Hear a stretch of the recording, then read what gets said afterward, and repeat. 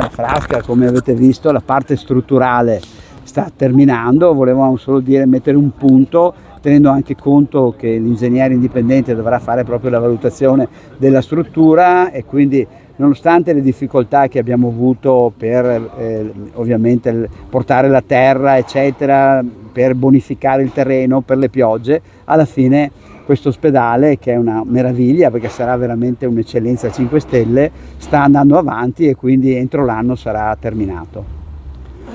Ci può dare qualche dettaglio sui costi e anche sulle tempistiche generali, insomma? Allora siamo partiti nel 2023, a fine 2023. Oggi, come vedete, il cantiere è molto avanti, siamo, come si suol dire, a classica frasca, che è poi anche benaugurante perché si finisca entro la fine dell'anno. Sono 6 piani, c'è un piano sottoterra chiaramente e qua verrà spostata tutta la parte dell'ospedale, a parte le sale operatorie, verrà fatto il nuovo pronto soccorso e il vecchio edificio verrà demolito per creare parcheggi e soprattutto tanto verde.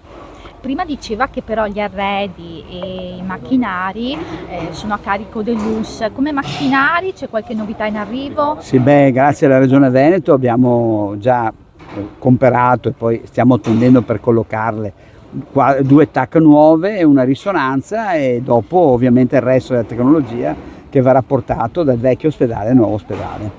Ci puoi anche una buona